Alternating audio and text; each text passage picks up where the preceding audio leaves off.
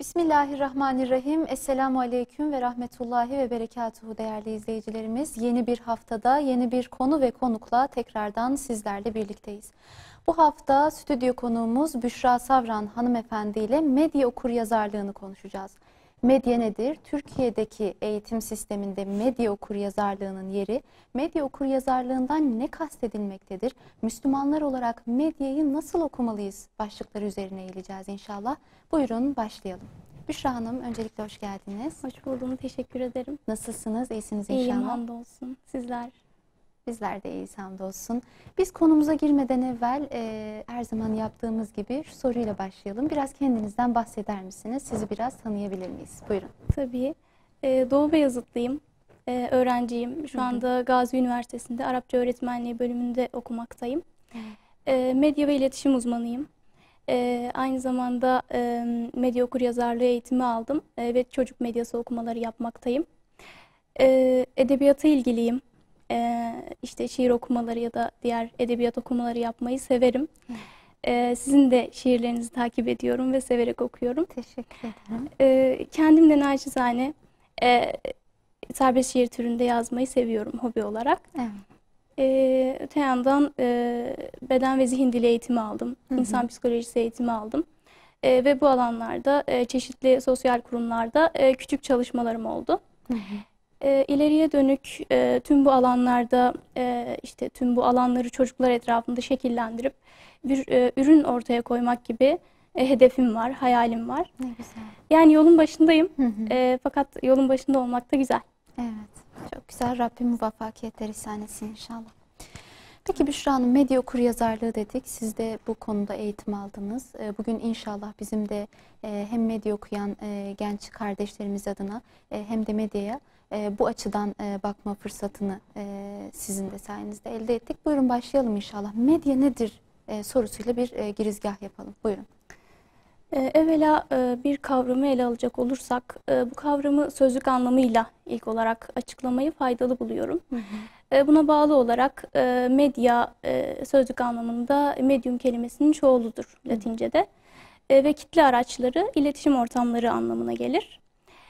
Günlük hayatımızda ise medya yazılı, sesli, görüntülü ya da tüm bunları bir arada bulunduran multimedya şeklinde karşımıza çıkan her şeydir.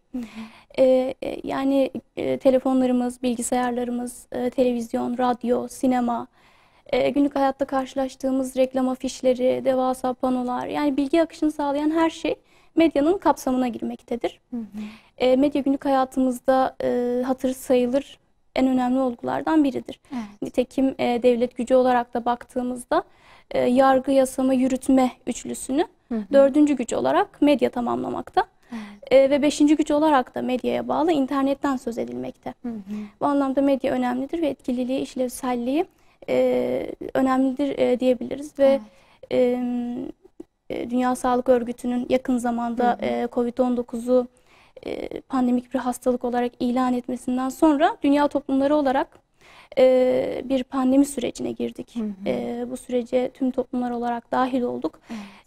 Ve bu süreçte şunu gördük. Bizler günlük hayatımızda ticaretten siyasete, işte eğitimden sağlığa, hemen her alanda, hatta her alanda medyayı aktif bir şekilde kullanmaktayız. Evet. Çünkü bu süreçte dışarıya çıkmadığımız zamanlarda bu sorumluluğu medya çok büyük oranda yüklendi. Sosyal hayatın devamlılığı sorumluluğunu. Bu anlamda medyanın etkililiğine de değinmiş olalım. Evet. Yani Arapçada şöyle bir söz vardır. İnnel alemu asbaha qarya sagira. Dünya küçük bir köy oldu. Baktığımızda insanların rutinleri ve davranışlarının birbirlerine aşırı derecede benzemesi ve iletişimin de bu derece basit olması, yani basite indirgenmesi. Çünkü baktığımızda herhangi bir bilgi ya da kişiye ulaşabilmek için birkaç saniyeden daha fazlasına ihtiyacımız yok. Bu anlamda evet, hani iletişimin basitliliği anlamında dünyayı küçük bir köye benzetmek çok anlamlı ve yerinde bir ifade diye düşünüyorum. Yeni dünyanın yeni kültürü olarak Medyanın ifade edilmesinden bahsedelim. Evet, Şöyle söyleyelim, medya artık hayatımızı, toplumu etkileyen bir etken olmaktan ziyade bir faktör haline geldi. Bizim onu kullanış şeklimizle bir faktör haline geldi. Çünkü artık medyadan diğer icatlar gibi bahsetmemiz mümkün değil. Medya bizim hayatımız oldu artık. Çünkü artık çağımıza dahi dijital çağ denilmekte. Bu anlamda şöyle bir belgesel izlemiştim çok yakın zamanda, Sosyal İkilem diye. evet. Tabii parantez içinde belirtelim. Bu belgeselin de eleştirel bir gözle okunması gerekir. Çünkü eğer izlerseniz görürsünüz, sanki bu belgeseli izledikten sonra işte çıkmaz bir sokaktayız, dönülmez bir yoldayız gibi düşüncelere kapılabilirsiniz. Evet. Bunu eleştirel gözle okuduğumuzda aslında evet, her şeyin bir çıkışı olduğunu da görebiliriz. Burada bu belgeselde, bahsettiğim belgeselde şöyle bir örnekten söz edilmekteydi. Tam olarak ifadelerini bilemiyorum ama ifade etme amaçlarını söylemek istiyorum. Bisikletten bahsediyorlar. İşte bisiklet icat edildiğinden bu yana toplumlarda herhangi bir yani bir endişeyle, bir panikle karşılaşmadı. Hani hiç kimse şey demedi. Bisikletle sonumuz nereye gidiyor? İşte etik kurallarına aykırı. Bunlarla alakalı işte tezler, makaleler yazılıp ortaya atılmadı. Fakat medya ortaya çıktığı andan itibaren kendini icat edenler tarafından dahi bir endişeyle ve bir kaygıyla karşılandı. Evet. Çünkü artık İslami olmayan cenahın dahi etik kurallarına aykırı bir hal almaya başlamıştı. Ve sonumuz nereye gidiyor diye çok kısa bir zamanda, medya ortaya çıktıktan çok kısa bir zaman sonra vaveylalar koparmaya başladılar. Ve o dönemde onu icat edenler tarafından dahi bu medya aslında önü alınması gereken, önü alınmadığı takdirde birçok probleme sebep olabilecek bir icat olarak görülüyordu. Evet. Belgeselin ismi neydi bu arada? Biz de not Sosyal alalım. İkilem. Sosyal İkilem değil mi? Evet. Tamam. Yani evet, medyayı bir tehlike olarak görmekten bahsettik. Çünkü medya evet bir yönüyle tehlikedir. Bizim için, bizim toplumlarımız, işte gelişmekte olan toplumlar için asıl tehlike bu tehlikenin farkına varamamak. Evet. Bizler bunu çok gönüllülük esasıyla benimsedik ve olabildiğince kullanmaya dönük yaşıyoruz. Yani bunu kullanırken nelere dikkat etmemiz gerekir ya da nedenli kullanmamız gerekir. Bunlar çok umurumuzda değil. Çok yoğun bir şekilde, yani birçok medya şirketinin hani müşteri olarak, müşteri potansiyelinde gördüğü bizler aslında kendimizi bir sosyal medya kullanıcısı olarak görmekte ve bunu iyi niyetli zannetmekteyiz. Evet. Halbuki bu şirketlerin ilk 5-6 tanesine baktığımızda bunların Yahudi kökenli şirketler olduklarını ve emellerinin sınırsız zenginliğin yanında tek tip bireyler, dolayısıyla tek tip toplumlar oluşturmak ve bu toplumları kitleler halinde çok rahat bir şekilde, basit bir şekilde yönlendirmek. Evet. Asıl amaçları bu. Yönlendirdikleri şeylere baktığımızda şunu görüyoruz. Kesinlikle İslami herhangi bir figürün, motifin, herhangi bir İslami ölçünün olmadığı, tamamen sorumluluklardan arındırılmış bir toplum şekli. Evet, maalesef. Bu toplum şekli de maalesef ki sorumluluk gerektirmediği için gençler tarafından çok ilgiyle karşılanmakta. Bu anlamda ilerleyen medyaya, ilerleyen teknolojilere ayak uydururken biz gençlerin, yaşlıların ve çocuklara da örnek olacak şekilde yetişkinlerin neleri geride bıraktığımızı, nelerden vazgeçtiğimizi, neleri değiştirdiğimizi ve nelerin farklılaştığını bilmek ve bunlar hakkında kendimize sürekli sorular sormamız gerekir. Evet. Aksi takdirde bu medya olgusunun içinde kaybolup giden toplumlardan biri haline dönüşebiliriz. Evet. Allah muhafaza. Bu anlamda medyanın, medya okuryazarlığının önemli olduğunu düşünüyorum. Evet. Peki Büşra Hanım, medya okuryazarlığı dedik. Bunu biraz açalım istiyorsanız. Bu konuda da eğitime başlamış olan genç kardeşlerimiz adına da medya okuryazarlığıyla ne kastediliyor aslında? Klasik anlamıyla okuryazarlık bir dilin yazımlarını okuyabilme, kavrayabilme, anlayabilme ve en nihayetinde yorumlayabilme becerisidir. Medya okuryazarlığından kastımız da belirli bilgi ve becerileri kazandıktan sonra dijital araçları okuyabilmek becerisi. Yani belirli bilgi ve beceri kazanımları dedik. Bu nedir? İşte bilgiye erişim, eriştiği bilgiyi analiz etme ve analiz ettiği bilgilerde doğru olanları ayıklama ve en nihayetinde bir ürün ortaya koyma. Evet. Medya okuryazarlığından kastımız bu. Yani medya okuryazarlığı herhangi bir mesleki ya da akademik başarıdan ziyade bir kişisel beceridir. Hatta dijital çağımızda bir kişisel gelişim standardıdır da diyebiliriz. Ülkemiz bu anlamda çok gelişme gösterememiş ve ihmal edilmiş bir alan olarak medya okuryazarlığında yine geride kalmış ülkelerden biri. Fakat baktığımızda her bireyin bu dijital araçları okuyabilme, yorumlayabilme, aslında her şeyin iyi niyetle servis edilmediğini bilmek ve bunun farkına varmak, kendi değer yargılarıyla bunları gözlemleyebilmek hakkına sahiptir. Geç kalınmış ve ihmal edilmiş bir alan dedik. Bu sayede bunun kapatılması, bu boşluğun doldurulması için sistemli ve dengeli bir şekilde bu alanı doldurmak gerekir. Bunu da en basitinden ve en güzel şekliyle yapabilecek olan devlettir. Evet. Yani bunun devletin sorumluluğunda olduğunu söyleyebiliriz. Çünkü en küçük yaşlardan itibaren kazandırılması gereken bu beceri en kolay eğitim yoluyla okullarda işte ya da farklı eğitim kurumlarında verilebilir. Aynı zamanda çeşitli sosyal kurumların, derneklerin, vakıfların da sorumluluk sahibi olduğunu düşünüyorum. Medya okuryazarlığıyla bunları söyleyebiliriz. Evet. Peki Büşra Hanım, devam edecek olursak Türkiye'deki eğitim sistemine girelim istiyorsanız. Türkiye'deki eğitim sisteminde aslında biraz siz de ön bir bakış açısıyla baktınız. Fakat biraz derine inecek olursak Türkiye'deki eğitim sisteminde medya okuryazarlığının yeri nedir ve nasıl görülüyor? Buyurun. Medyanın 21. yüzyıl olgusunu kazanmasında birçok basamakları bulunmakta. İlk olarak telefonun icadıyla iletişim akışı tekten teke sağlandı. Ve televizyonun bulunmasıyla bu iletişim akışı tekten çoğula sağlanmaya başlandı. Ve en sonunda Amerika'da bir askeri keşif sırasında keşfedilen ARPANET'in dünya piyasasına internet olarak sunulmasıyla iletişim akışı çoktan çoğula yapılmaya başlandı. Ve daha ilk yıllarda, bu 1970'lerde internetin keşfiyle Amerika'da büyük bir panik ortamı oluştu.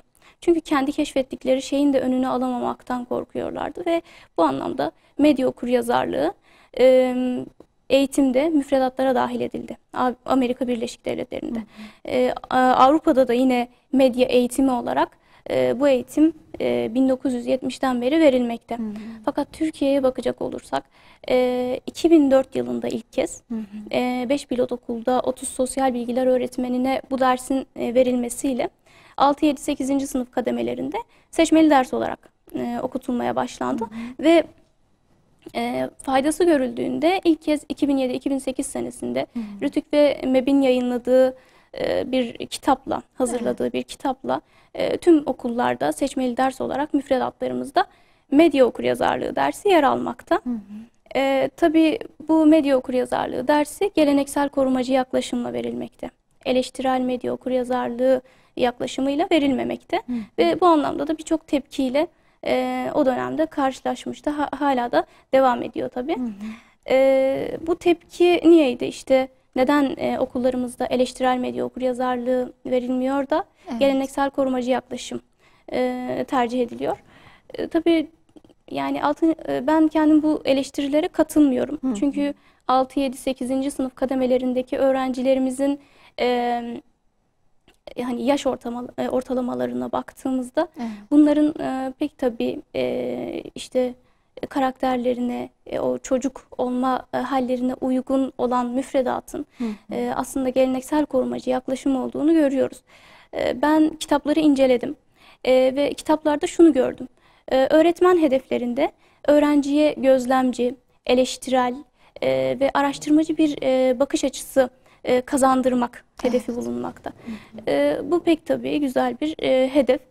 Öğrencinin gördüğü ünitelere, içeriklere, ünite ve içeriklere baktığımızda işte internet zorbalıklarına karşı amiyane tabirle uyanık olma, işte bağımlılık, internet ortamında bağımlılık oluşmasını engelleme, interneti güvenli kullanma ve ebeveyn koruması altında bir internet kullanımından söz edilmekte. Yani daha çok çocukları korumaya yönelik bir yaklaşım söz konusu. Fakat bu medya okuryazarlığının eleştirel ve geleneksel olarak ikiye ayrılmasını ayrı kulvarlarda değerlendirilen iki ayrı kavramdan ziyade, iki ayrı yaklaşımdan ziyade bir sürecin iki aşaması olarak görmenin faydalı olduğunu düşünüyorum. Orta öğretim dediğimiz lise çağında çocuk ilk öğretimde geleneksel yaklaşımla medya okuryazarlığı dersi almışsa bunu işte lise döneminde eleştirel medya okuryazarlığı olarak tamamlaması daha faydalı olacaktır. Tabii ortaya atılan her şey için mutlaka bir eleştiri yapılır. İlla ki bir eleştiri yapılacaksa ben bunun hala bu derslerin zorunlu değil de seçmeli ders olarak verilmesi yönünde yapılması taraftarıyım. Hala dersler zorunlu değil, seçmeli ve birçok veli ve öğrenci okullarda böyle bir dersin olduğundan dahi haberdar değil.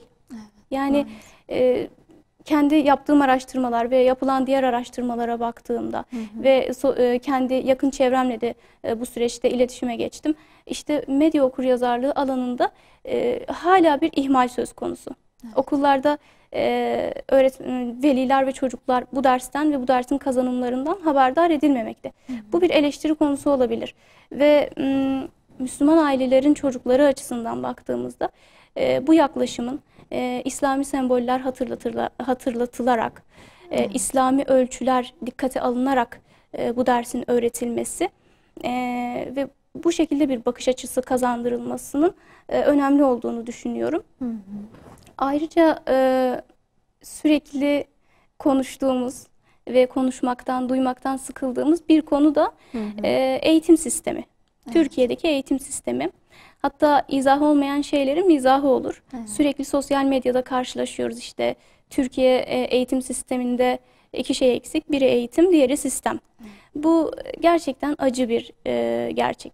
Yani baktığımızda bu alanda hani eğitim sisteminde birçok problemden söz etmek mümkün.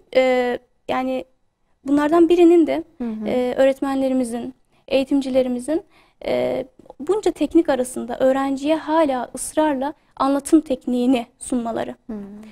Formasyon öğrencileri ve eğitim fakültesi öğrencisi arkadaşlarım bilir. Eğitimciler eğitim öğrendikleri senelerde tek bir dönemde 150'ye yakın öğretim tekniği öğrenirler.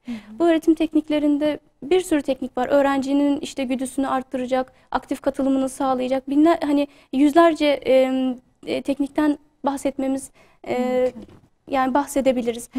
Fakat bu teknikler arasında en çok eleştiri alan, öğrencinin güdüsünü azalttığı ve hatta şöyle bir ifade yer alır: öğrenciyi sıkan, bıkkınlık halini oluşturan anlatım tekniği hani öğretim tekniği olarak anlatım tekniğinden söz edilmekte. Ama hala eğitimcilerimiz ısrarla bu tekniği kullanmakta. Evet, maalesef. Çünkü hani medya okuryazarlığı bazında da baktığımızda öğrenci bu dersi aldığı zaman hani sosyal hayatında kullandığı bir kavramdan bahsediyoruz. Medyadan bahsediyoruz ve öğrenciyi buna karşı eğitiyoruz.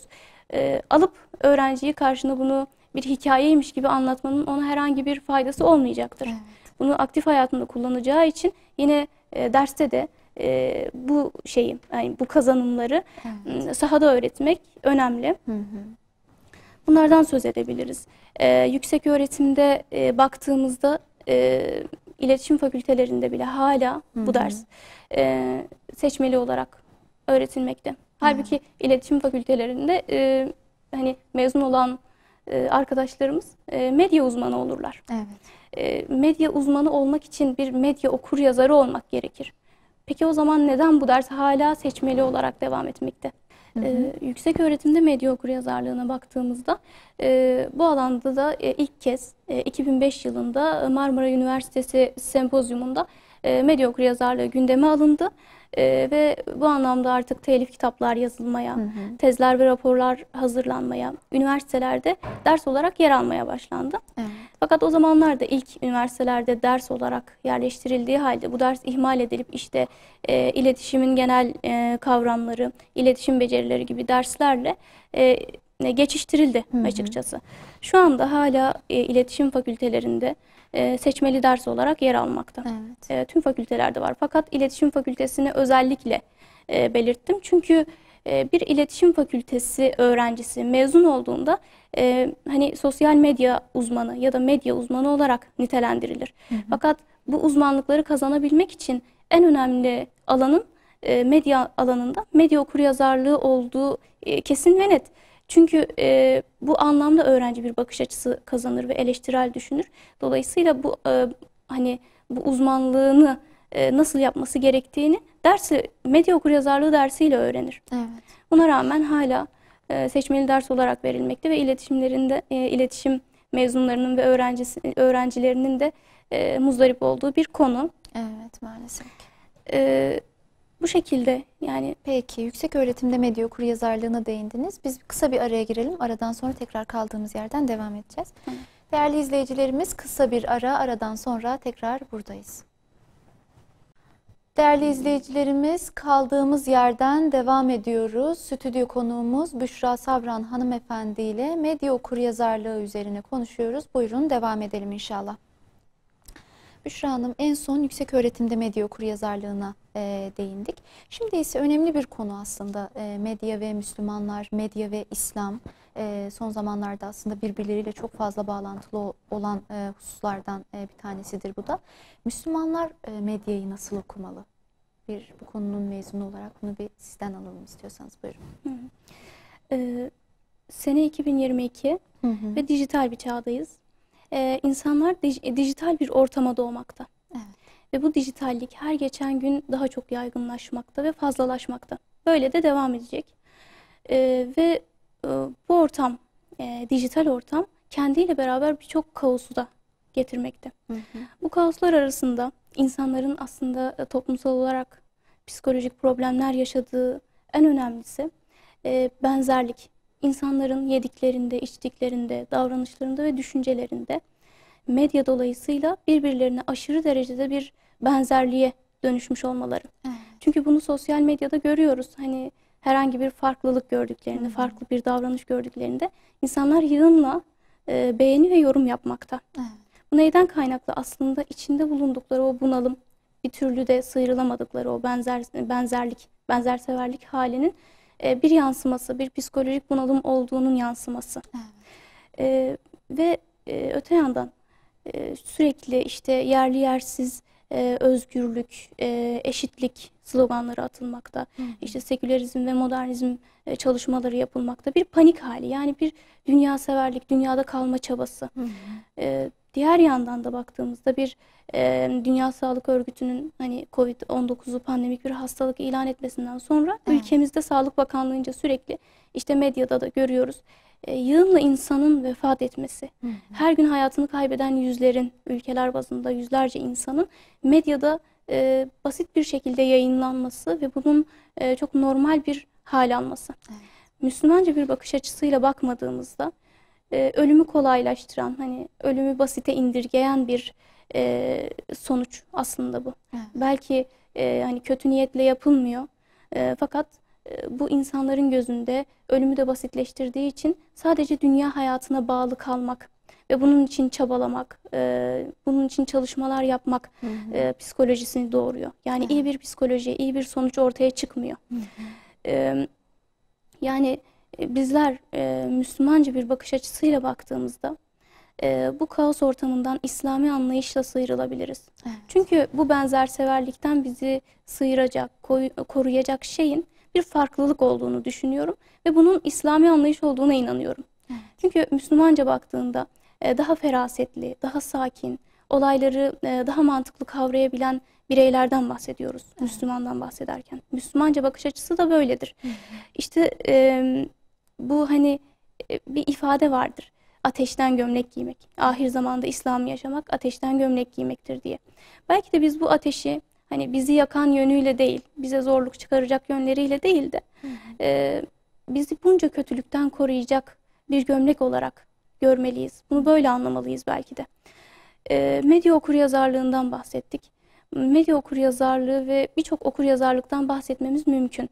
Fakat önemli olan bu okuryazarlıkları, aslında buna eleştirel düşünce diyebiliriz, bilinçli insan profili diyebiliriz. Birçok şekilde isimlendirebiliriz. Adı ne olursa olsun Müslümanca bir bakışla, İslami ölçülerle maruz kaldığı bu dijital ortamı değerlendirmek. Evet. Aslında asıl amacımız bu. Bunu görmek istiyoruz ve Müslüman medyayı nasıl okumalı dediğimizde bunu söyleyebiliriz. Müslümanca bir bakış açısıyla. Evet. Çünkü medya okuryazarlığında tıpkı medyada olduğu gibi işte çağa ayak uydurmak, işte düşünceleri süslemek için bir objektiflikten söz edilir. Evet. Medya okuryazarlığında da bunun olması gerektiği sürekli vurgulanır. Fakat felsefik ve psikolojik anlamda baktığımızda, bu zeminde baktığımızda insan kaynaklı hiçbir şeyin objektif olmayacağını görebiliriz. Bunun da farkındayız tüm insanlar olarak. Her ne kadar inkar edip objektifliği savunsak da hayır, bizler herkes kendi bakış açısıyla bir şeyleri değerlendirmekte. Evet. Yani illaki bir bakış açısı oluşturmak zorundayız ve o bakış açısıyla olayları değerlendirmek zorundayız. İşte bu neden Müslümanlar için İslami bir bakış açısı olmasın ki? Evet. Çünkü İslam'a baktığımızda olayları en iyi değerlendirebilecek, yani hani olaylar karşısında eleştirel bakabilecek, işte eşitlik ve adalet ilkelerine, özgürlüğe, eşitlik dediğimiz hani yerinde eşitlik, evet. Her yerde eşitlik değil. Adil bu ilkelere, eşitlik. Evet, bu ilkelere İslami bir bakış açısıyla yaklaşmak zaten Müslümanca bakış açısı demek. Evet. Yani medyayı Müslümanca bir bakış açısıyla okumamız gerekir. Evet. Yani aslında baktığımız zaman günümüzde de medya kullanımının Müslümanlar arasında da bazen aşırıya kaçtığını veya kastedilenin dışında farklı bir mecraya saptığını görmemiz de mümkün. Fakat medyanın aslında Müslümanlar için de bütün insanlık için de dezavantajları olduğu kadar çok büyük ölçülerde avantajları olduğunu da görüyoruz. Nitekim İslami bazda baktığımız zaman bir tebliğ aracı olarak gördüğümüzde bir öğretmenin 100 kişiye vermiş olduğu bir eğitimle bunu bir medya sahasında verdiğinde yüz binlere ulaşan bir sayı olduğunu görüyoruz. Nitekim bunun da aslında ne kadar önemli olduğunu, bir Müslümanın hayatında, İslami mecrada ne kadar aslında medyanın önemli olduğunu da görebiliyoruz bu anlamda. Kesinlikle. Keza yine insanın kendisini geliştirme olarak kalifiye ve nitelikli olması açısından da baktığımız zaman en azından eskilerde işte bir bilgiye ulaşım ne kadar zorken, bir ansiklopedilerce kitap okunması ve araştırılması gerekiyorken şimdi çok minik bir tuşla aslında ve çok küçük bir eforla istenilen bilgiye o anda hızlı bir şekilde ulaşabiliyoruz. Aslında bu da bunların arasında zikredilebilir. Önemli olan aslında o ölçüyü koruyabilmek. Belki de sizin de ifade ettiğiniz gibi o Müslüman bakış, o anlayış, o filtre çok önemli aslında. Onu kavrayan bir Müslüman için aslında dezavantajdan çok avantajlarının olduğunu ve bu konuda kendisini yetiştirebileceğini aslında görebilmemiz de mümkün yine. Evet. Şunu da eklemek istiyorum. Tabii, yani bizler Müslümanlar olarak her türlü gelişimi, bilgiyi, her türlü eğitimi, faydalı eğitimi kendimize hak görmemiz gerekir. Evet. Biraz önce eğitimde medya okuryazarlığından bahsettik. Ve bu eğitimde medya okuryazarlığını aslında talep ettiğimiz zaman veliler olarak buradan izleyicilerimizden orta öğretim öğrencilerimiz ya da ilköğretim öğrencilerimiz varsa onlar için de söylemek istiyorum. Yani bu eğitim sizin hakkınız, müfredatta var. Bunu talep etmek, bunu istemek sizin elinizde. Evet. Yani bunun için çabalarsanız elde edersiniz. Çünkü şöyle bir örnek vermek istiyorum. Ben lisedeyken ikinci senede bir hani alan seçmemiz gerekiyordu ve önümüzde sadece 3 seçenek var. İşte sözel, sayısal ve eşit ağırlık. Evet. Fakat bizim istediğimiz bu değil. Biz yabancı dil öğrencisi olmak istiyoruz. Hı hı. İngilizce alanında öğrenim görmek istiyoruz, eğitim görmek istiyoruz. Fakat okulda böyle bir müfredat, hani böyle bir alan yok. Fakat biz bunu istiyorduk. Bir öğretmenimiz de çok kıymetli bir öğretmenimdir. Onun da isteğiyle, onun da çabasıyla şartları oluşturduktan sonra bunu yönetime bildirdik. Ve yönetim tarafından da çok olumlu ve güzel tepkiler aldığımızı, güzel karşılandığımızı söylememiz mümkün değil. Fakat oldu mu? Oldu. Bu alan okulumuzda açıldı. Evet. Ve biz yabancı dil öğrencisi olarak liseden mezun olduk. Ve şu anda hala okulumuzda öğrenciler yabancı dil okumak isteyenler için bu alanı kullanmakta. Evet, yani aslında insanın işte yabancı dil olsun, medya alanında olsun bazı hakları var ve gerçekten bunu bilmiyorsun. Üzerine gittiğin zaman artık açtığın bu yolda, şimdi şu an hala devam ediyor değil mi sizin açmış olduğunuz şey? Kesinlikle. Bu açılan yolda aslında bir takım zorluklar oluyor ama sonrasında devam eden bir takım faydalar oluyor. Diğer insanlar için de bunlar aynı şekilde de söz konusu olmuş oluyor. Kesinlikle. Peki Büşra Hanım, medyadan girdik, medyayı konuştuk, okuryazarlığını konuştuk. Şuna da değinmeden medya konusunu kapatmak istemiyoruz aslında. Medyada nelere maruz kalıyoruz? Aslında bu önemli konulardan bir tanesi. Birçok şeye maruz kalıyoruz. Bunları şimdi sizden alacağız. Bunlardan nasıl korunabiliriz? Bunun dezavantajlarından nasıl korunabiliriz? Bunu da yine sizden alalım inşallah. Buyurun. İngiliz şirketi VR Social'ın yaptığı bir istatistikte şöyle bakarak okuyacağım. Tüm dünyada 16-65 yaş arası bireylerin günlük internet kullanımında bir günde 6 saat 54 dakika internet, 2 saat 25 dakika sosyal medya, 3 saat 24 dakika televizyon, 1,5 saat müzik ve 1,5 saatte oyun oynadığı ifade edilmekte, istatistiklerde yer almakta. Bu ne demek? Bir bireyin 7 saatte uyuduğunu varsayarsak tüm gününü medya ile geçirmesi demek. Peki bu ortamda bunca medyanın araçlarına maruz kaldığı bir ortamda özellikle çocuklar bazında ele almak istiyorum. Bir çocuğun psikolojik olarak, sosyal olarak, fiziksel olarak sağlıklı kalabilmesi mümkün mü? Bir yetişkin için bile bu mümkün değilken bir çocuk için asla mümkün değil. Ve bu alanda biz eğitimciler ve velilerimize çok büyük sorumluluk düşmekte. Medyayı bilinçli kullanıcılar olarak, eleştirel kullanıcılar olarak kullanmak ve gerçekten medyayı kısıtlamak. Artık hayatımıza medya ile beraber hani sosyal medya detoksu dediğimiz bir kavram da girdi. Ve kendim de açıkçası bunu kullandım. Hani bir hafta boyunca medyaya ara verdiğimde aslında gerçekten bedensel, zihinsel ve ruhsal olarak dinginleştiğimi ve rahatladığımı fark ettim. Kesinlikle. Bunu yapmamız gerekir. Hani evet, medyanın içindeyiz. Bu kavramdan artık soyutlanmamız mümkün değil. Aslında doğru da değil. Medya ortamlarının içindeyiz.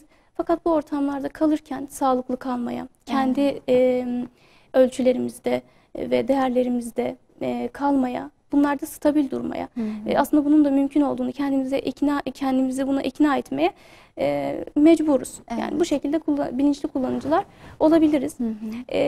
Yani bilinçli kullanıcılar olarak gerçekten aşılamayacak hiçbir şey yok. Çünkü medya biraz önce de dediğimiz gibi bir etken değil, bir faktör. Senden etkilenir. Sen onu nasıl kullanırsan o sana onu verir. Aynen. Yani tüm evrende zaten alma verme dengesi diye bir şey vardır.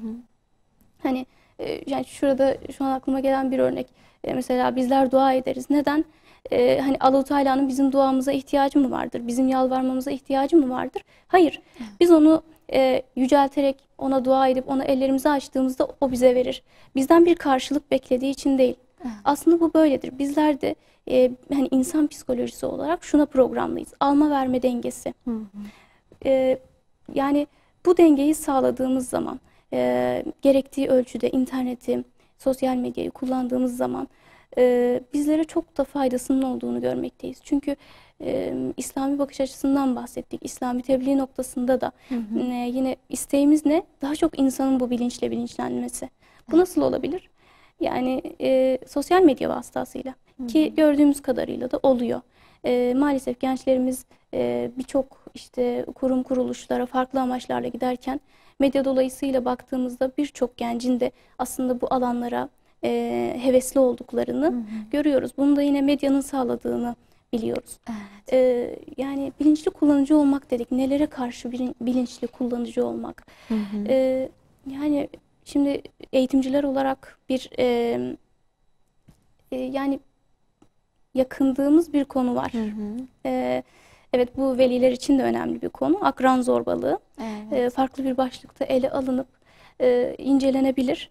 Bu akran zorbalığıyla kastedilen şey ne? İşte çocuğun kendi akranına, kendi yaşıtına zorbalık yapması.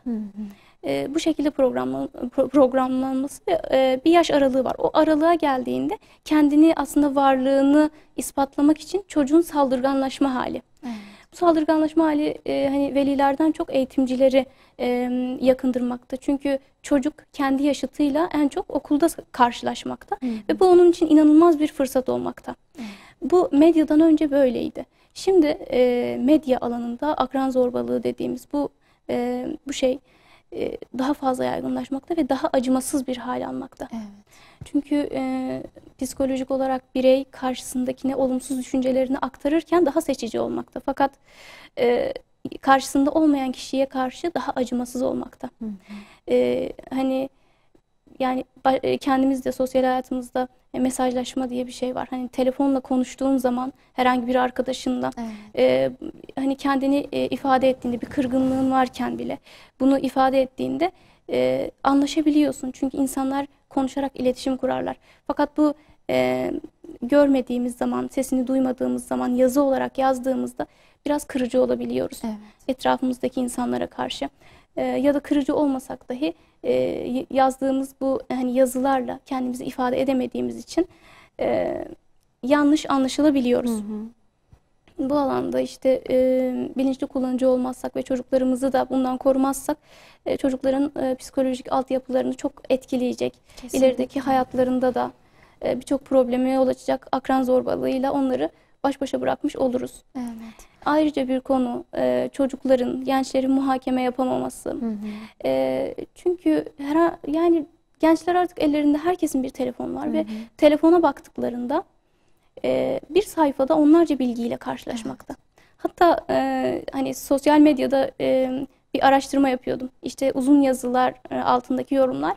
Birçok kere şununla karşılaştım. Ben bunu nasıl okuyacağım şimdi? Daha kısa yazsaydın olmaz mı gibi. Yani durup okumaya, hani sakinleşmeye, onu anlamaya, onu kavramaya vaktimiz yok. Gençlerimizin, bizim vaktimiz yok. Herhangi bir dergiyi alıp karıştırmak, kitap okumak gibi alışkanlıklarımız giderek yok olmakta. Bu da medya dolayısıyla olmakta. Medyayı eğer kısıtlamazsak, biraz önce de bahsettiğimiz gibi bu medya olgusunda yok olup giden toplumlardan olabiliriz. Evet, bir de medyada şöyle bir husus da var Büşra Hanım. Yani bir şekilde artık insanların gitgide yalnızlaştığını görüyoruz. Şöyle ki hani eskiden işte bir dost muhabbeti, bir arkadaş ortamına gitmek için can atılırken şimdi daha çok işte evde kalma tercih ediliyor. İşte bir sosyal medyada takılmak zaten insanın içinde bulunduğu o andaki ruh halinin değişmesine, böyle inanılıyor aslında.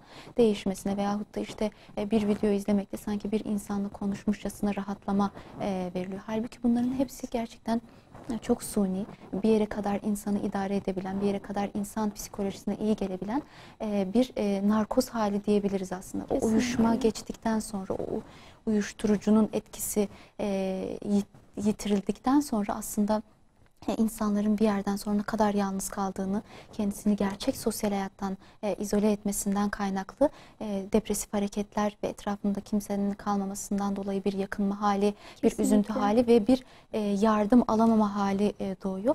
Bu da insanın aslında psikolojiyi tahrip etme noktasında önemli etkenlerden bir tanesinin olduğunu gözlemleyebiliyoruz. Biz de kendimiz de görebiliyoruz. Bir de şu konu, ifade ettiğiniz konu da çok önemliydi. Yani çocukların aslında ebeveynlerin bilinçsizce sizin öncedenki hasbihalerimizde de şöyle bir ifadeniz vardı ve çok güzeldi. İşte sosyal medya emziği direkt bebeklerin ağzına konuluyor.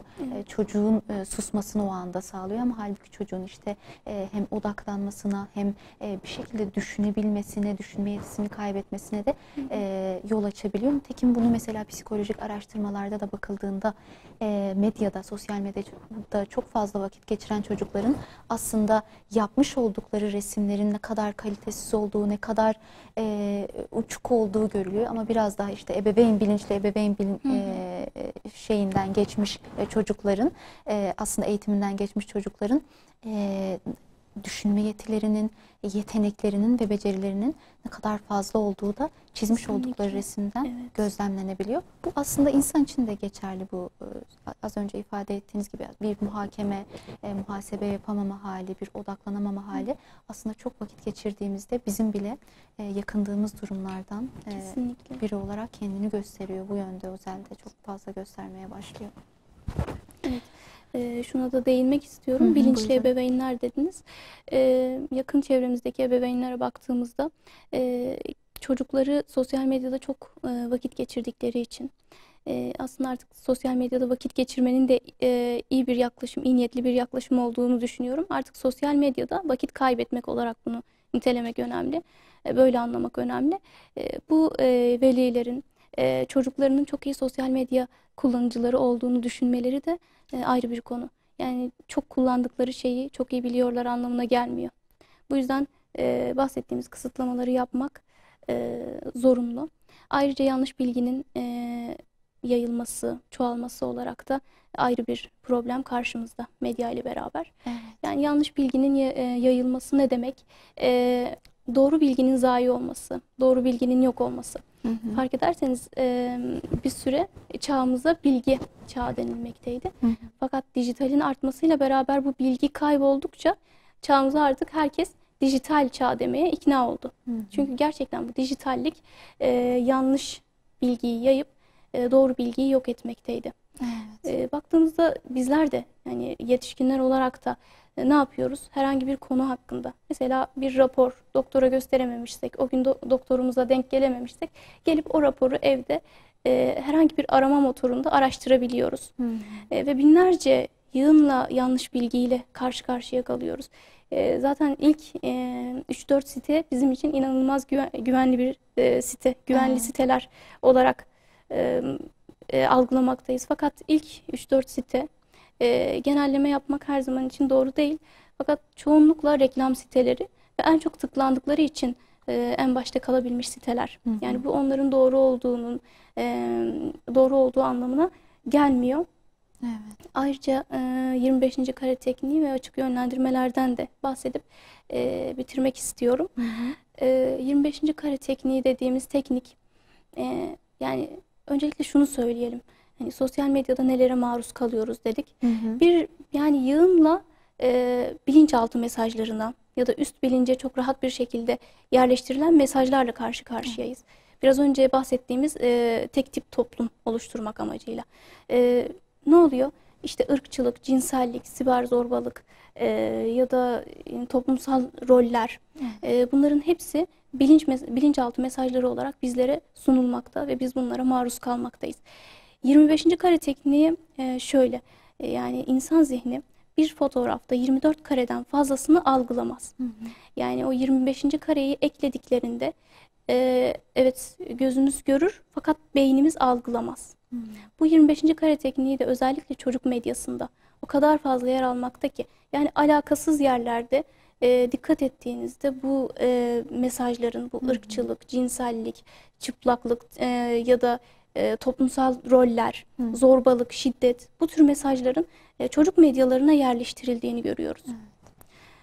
Ve sürekli şöyle bir yakınmayla karşılaşıyoruz. İşte bu çağın çocukları çok saldırgan, işte söz dinlemeyen, çok bilmiş çocuklar, hatta Z kuşağı geliyor diye bir endişe var.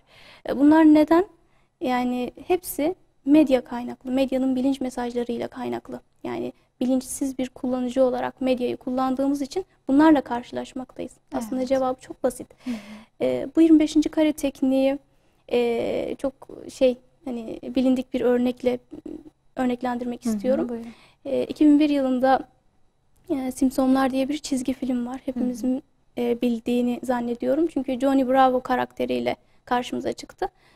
Bu çizgi filmde karakterin sahnede olduğu bir sırada arka planda bir afişte 2 kule var, patlatılmış şekilde ve üzerinde Coming Soon yazıyor. Yakında ifadesi var kulelerin üzerinde. Bu aslında hani ilerideki bir olaya bulunmaktaydı. Bu neydi? İşte 5 ay sonrasında Amerika'da İkiz Kulelerin patlatılması, 11 Eylül olayları diye bildiğimiz İkiz Kulelerin patlatılması olayıyla yani uyuşmaktaydı. Bir atıftı belki de ve birçok kere de sadece bireyleri etkilemediğini ve devletlerin devletsel olarak da mesajların içerildiğini vurgulamak için bu örneği veriyorum. Devletler için de çeşitli gizli mesajlar verilmekte. Bu kare teknikleriyle, bunlar da işte medya okuryazarlığıyla ancak ortaya çıkarılabilir teknikler. Evet. Açık yönlendirmeler dedik. Açık yönlendirmeler toplumumuzda baktığımızda aslında bir medya okuryazarlığı eğitimi almaya ya da herhangi bir bilince sahip olmadan dahi görebileceğimiz teknikler. Evet. Hatırlıyorum ben 10 yaşlarındayken, yaklaşık 10 yaşlarındaydım. Filmlerde evlere ayakkabıyla girildiğini, dizilerde, filmlerde bunu gördüğümde çok şaşırmıştım. Çünkü ben, yakın çevrem, hatta uzak çevrem, biz evlerimize ayakkabıyla girmiyoruz. Evet. Ve çünkü evlerimizde ibadetler yapılmakta ve temizlik imandan gelmekte. Bunun dolayısıyla evlerimize evlere ayakkabıyla girilmesini çok garip karşılamıştım. Hatta çocuk aklımla özendiğim bir sırada olmuştu. Biz de evlerimize ayakkabıyla girseydik. Hani aklımda olmayan şeyi aklıma sokuyor medya. Evet. Çünkü hani bunu sonra düşününce hani biz doğu tarafındayız. Doğuda yaşıyoruz. Nasıl ayakkabıyla içeriye gireceğiz? Çünkü çamur, geleceksiniz. Bizim kültürümüze uygun değil bir defa. Yani onun dışında biraz daha büyüdüğümde şunu fark ettim. Hani neden insanlar hani çocuklar evlerine geldiklerinde ailelerine herhangi bir selam vermeden ya da geç geldiklerinde hesap vermeden odalarına geçiyorlar. Bu beni düşündürmüştü. Çok da büyük olmadığım çocukluk dönemlerim yine. Yani şimdi düşünüyorum da hani bizler bu yaşımızda bile eve bir saat geç gittiğimizde soruyorlar bize nerede kaldın diye. Çünkü bu bizim kültürümüzde olan bir şey. Herhangi farklı bir amaçla değil. Biz de geç kaldığımızda zaten haber veririz. Fakat servis edilen toplum tipinde bu yok. Servis edilen toplum tipinde zaten bir aile yok. Evet. Herhangi düzgün bir aile. Baba işe gidiyor. Aile meslek sahibi, işte anne meslek sahibi ya da ev hanımı. Çocuklar okul okuyor, okuldan eve geliyor. Çeşitli sosyal faaliyetler yapıyor diye bir şey yok. Sürekli bir çarpık ilişkiler. Asla bir ailenin kurulamaması, kurulan ailenin sürekli dağılması gibi mesajlar verilmekte. Evet. Aslında biz bu kodlarla büyütülmedik. Yine kendi hayatımdan bir örnek vermek istiyorum. Babamın çocukluğumuzdan beri bir alışkanlığı vardır. Kur'an okuduğu zaman evde yüksek sesle okur. Ve benim adım geçtiğinde sesini yükseltir. Ve buşra lil müminin diye. Ben de hemen koşarak kendi adıma bakarım. Bakardım, öperdim. Ailedeki herkese işte benim adım Kur'an'da geçti diye söylerdim. Ve bu benim için büyük bir aksiyondu. Oyun oynarken mesela arka fonda babamın Kur'an okuması vardı. Ben oyun oynardım ama kulağım hani kulak kesilirdim ona. Büşra adı geçtiği gibi Kur'an'da hemen koşarak giderdim. Bu benim için inanılmaz bir aksiyondu yani. Bu yani anlatmak istediğim şey bu kodlarla, bu alışkanlıklarla çocukları büyütmek. Evet. Eğer bu alışkanlıkları koruyamazsak bizden sonraki nesil için dönülmez hatalar yapabiliriz. Şimdi günümüzde işte estetik meraklısı genç kızlarımız ortaya çıktı. Sadece kadınlar için değil, bu erkekler için de geçerli bir estetik merakı. Bu ne? Avrupa'da Türkiye'yi estetik anlamında 1. sıraya dahi soktu. Hiçbir anlamda 1. sıraya giremediğimiz halde estetikte 1. sıradayız. Ve ayrıca sağlık endişesi dışında herkesin bir spor merakı. Bunlar ne? Hani şimdiki gençlerimizin yaş aralığına baktığımızda çocukluklarında izledikleri çizgi filmlerde işte erkek karakterler, işte Batman, Spiderman, Johnny Bravo gibi kaslı erkekler, kadınlarda işte ağzı burnu küçük, gözleri büyük, ince kadınlar. Bunları izlediklerini ve bunun bir toplumsal problem olarak bugün karşımıza çıkması. Yani toplumsal problem diyorum çünkü bu bir toplumsal problem. İnsanların psikolojilerini etkiliyor. Güzellik algısı. Bunları işte herhangi bir sebepten dolayı yapamayan insanların bunalıma girmesi söz konusu. Bu anlamda önemli. Ali Şeriati'nin de dediği gibi hiçbir şey bir anda ortaya çıkmıyor. Her şey yavaş yavaş oluşup kendi zamanını bulduğunda kendini ortaya koyuyor. Peki. Yani bunları önemsememiz gerektiğini düşünüyorum. Peki, çok teşekkür ederiz Büşra Hanım. Bize ayrılan sürenin şu an sonuna geldik. Teşekkür ederim. Katılımınızdan, verdiğiniz bilgilerden ötürü çok teşekkürler. Ben teşekkür tekrardan. ediyorum. Ağzınıza sağlık. Değerli izleyicilerimiz, bu haftada bize ayrılan sürenin sonuna geldik. Medya okuryazarlığını konuştuk. Umarım bu alanda faaliyet gösteren ve girecek olan genç kardeşlerimiz için de bir ışık olur. Haftaya aynı gün ve saatte buluşuncaya değin Allah'a emanet olunuz. Esselamu Aleyküm ve Rahmetullahi ve Berekatuhu.